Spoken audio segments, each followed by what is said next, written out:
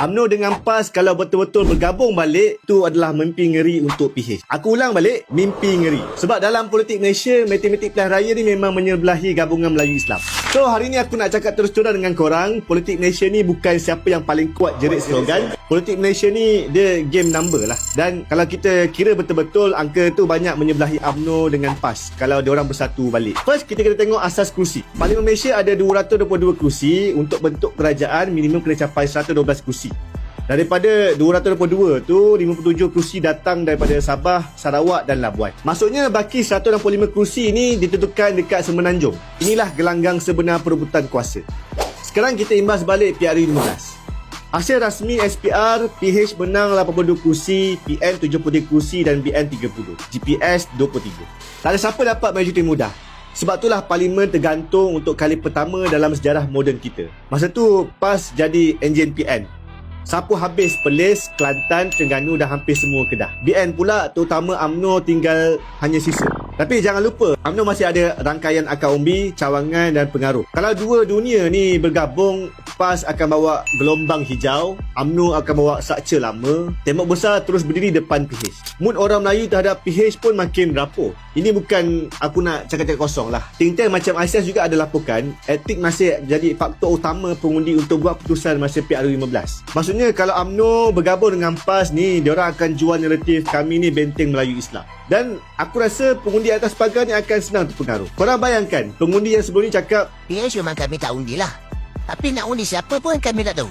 So bila ada gabungan Melayu Islam ni, jawapan mereka lebih jelas. Sekarang kita tengok bab turnout. Dalam PRU 15 tu, turnout nasional lebih kurang 74%. Tapi kalau pengundi bukan Melayu, makin kecewa, turnout tu mungkin akan jatuh 10 ke 15%. PH dah rugi besar. Dalam masa yang sama, gabungan UMNO dan PAS ni ada jentera macam Pelda, Masjid, Kampung. Ini adalah mesin politik yang memang padu pada aku. Dan hasilnya, PH boleh menang bandar besar tapi jumlah kursi tak cukup nak capai 112. So, dia akan game over.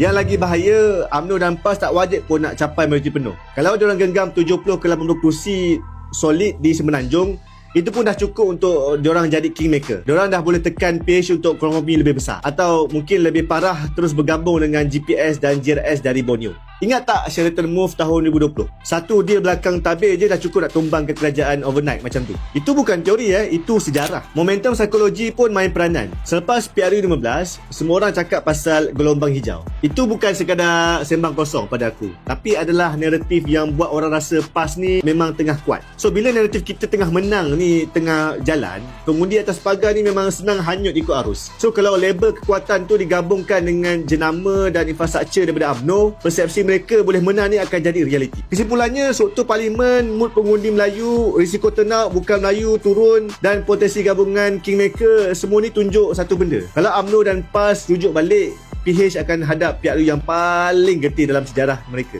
Game sebenar bukan siapa yang paling kuat menjerit, tapi siapa yang paling bijak main strategi dan mencari kunci angka 112 tu. Kalau korang setuju politik Malaysia patut balik kepada prestasi, fakta dan maruah, komen kat bawah, aku nak dengar pendapat korang.